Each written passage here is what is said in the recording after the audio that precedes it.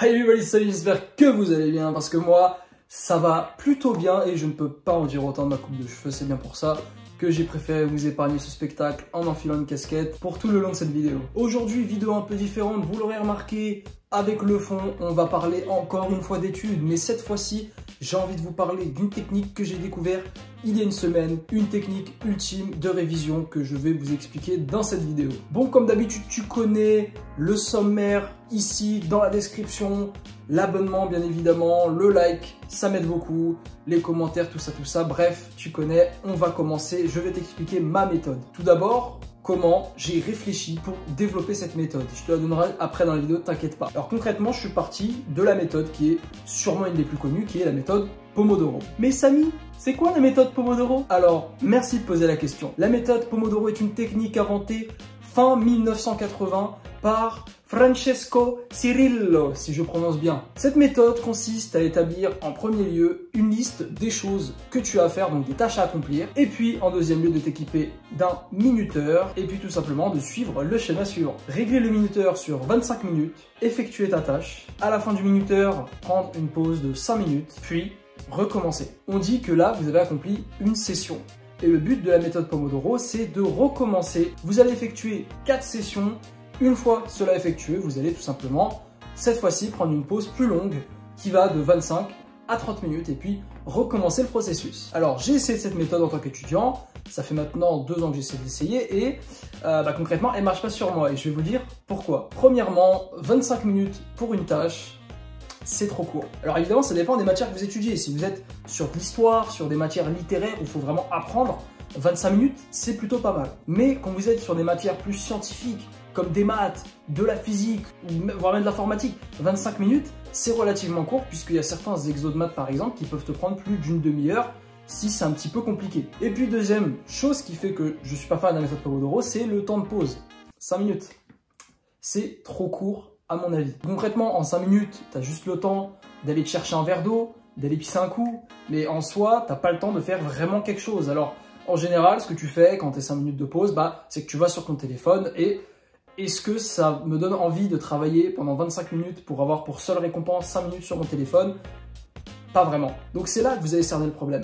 Comment trouver une motivation? Comment trouver la motivation de travailler? Et bien pour ça, il faut compter sur la récompense et la récompense de la méthode Pomodoro n'est pas une récompense qui me convient. C'est pour ça que j'ai développé ma méthode et j'ai apporté quelques corrections à cette méthode Pomodoro que je vais vous donner dans un instant. Tout d'abord, j'ai décidé, donc, comme j'ai dit, d'allonger le temps de travail, c'est-à-dire de ne pas me contenter de 25 minutes pour une tâche, mais de l'allonger à 1 heure. Ensuite, j'ai aussi, du coup, en contrepartie, allongé le temps de repos.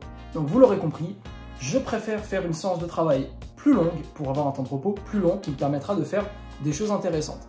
Maintenant, concrètement, quelle est ma méthode? 1. Tu vas chercher un bout de papier. 2. Tu traces un tableau. À gauche, tu marques ce que je dois faire. À droite, tu marques ce que tu veux faire. Ce que tu dois faire, c'est toutes les tâches que tu as exécutées dans ta journée, des tâches productives. Alors, c'est souvent des tâches, des choses que tu as à faire au niveau du travail, des études. Donc, par exemple, réviser tel cours, faire tel exercice. Et dans l'autre case, tu vas mettre ce que tu as envie de faire concrètement. Ça peut être jouer aux jeux vidéo, ça peut être regarder une série, telle série, ça peut être regarder tel film. Voilà, tout simplement, ça peut être plein de tâches différentes, ça peut être sortir aussi, faire tel sport. Donc, tout simplement, tu as dressé ton tableau. Une fois que tu as ton tableau, ce que je veux faire, ce que je dois faire, tu vas commencer par prendre une tâche, tu vas lancer un minuteur d'1 heure et tu vas effectuer ta tâche.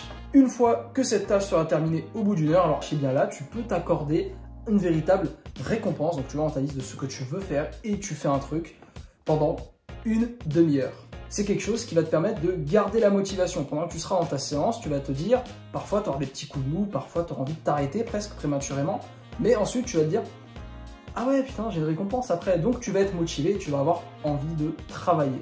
Et puis concrètement, là, voilà, tu recommences à l'infini, toute la journée, tu peux faire des journées entières où tu fais que de travailler et de faire les trucs que tu as envie de faire. Si tu veux faire une journée Netflix, fais ça, tu travailles 1 heure, puis tu te fais une demi-heure de ta série et tu peux en une journée te faire, pas une série entière, mais te faire voilà, une moitié de série. Maintenant évidemment, c'est ma méthode, c'est moi qui l'a fait. Maintenant, vous pouvez trouver des choses à redire et c'est tout à fait normal, chacun sa méthode.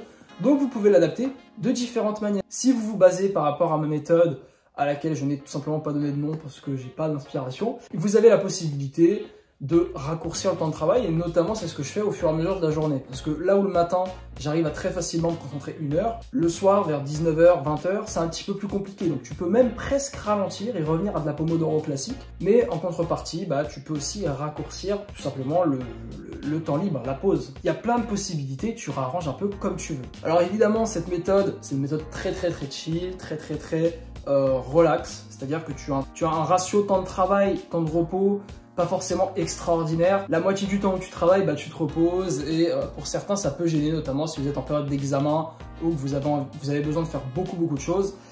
Et bien là, voilà, je vous invite à vous adapter, à réduire du coup ces temps concrètement de repos. Voilà, c'était ma méthode. J'espère que cette vidéo vous aura plu, en tout cas, que ma méthode vous aura intéressé. Si vous aussi voulez la tester, il n'y a aucun souci, allez-y, faites-le. C'est une méthode qui marche sur moi, sinon je vous invite à trouver votre propre méthode. J'espère que la vidéo vous aura plu, n'hésitez pas à lâcher un like, à vous abonner à la chaîne YouTube pour voir les prochaines vidéos. Je poste une vidéo par semaine, comme d'habitude, vous connaissez la chanson. Bref, commentaire si vous avez une question. En tout cas les amis, je vous souhaite une bonne semaine, on se retrouve dimanche prochain. Sur ce, ciao.